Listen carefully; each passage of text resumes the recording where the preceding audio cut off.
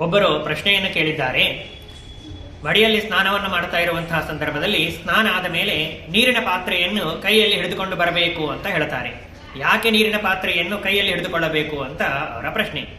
ಅದಕ್ಕೆ ಶಾಸ್ತ್ರ ಈ ರೀತಿಯಾಗಿ ಉತ್ತರವನ್ನು ಕೊಡ್ತಾ ಇದೆ. ಜಲಪಾತ್ರಂ ಕರೆ ಧೃತ್ವ ಪಂಥಾನಂ ಯೋಧಿಗಚ್ಚತಿ ಚಂಡಾಲ ಪತಿತಾನ್ ದೃಷ್ಟ ನ ದೋಷಃ ಕಪಿಲೋ ಬ್ರವೀತ್ ಎಂಬುದಾಗಿ ಪ್ರಮಾಣ. ಮಡಿಯಲ್ಲಿರ್ತಾ ಇರುವಂತಹ ಸಂದರ್ಭದಲ್ಲಿ ಸ್ನಾನ ಮಾಡಿ ಬರ್ತಾ ಇರುವಾಗ ಕೈಯಲ್ಲಿ ನೀರಿನ ಪಾತ್ರೆಯನ್ನು ಹಿಡಿದುಕೊಳ್ಳಬೇಕು ಎಂಬುದಾಗಿ ಹೇಳಿದ್ದಾರೆ. ಯಾಕೆ ಹಿಡಿದುಕೊಳ್ಳಬೇಕು? ಹಿಡಿದುಕೊಳ್ಳುವುದರಿಂದ ಏನಾಗ್ತದೆ ಅಂತಂದ್ರೆ, ಹಾದಿ ಉದ್ದಕ್ಕ ಬರ್ತಾ ಇರುವಂತಹ ಸಂದರ್ಭದಲ್ಲಿ ನೋಡಬಾರದಾಗಿರುವಂತಹ ಅನೇಕ ವಸ್ತುಗಳನ್ನು ನಾವು ನೋಡಿರ್ತೇವೆ.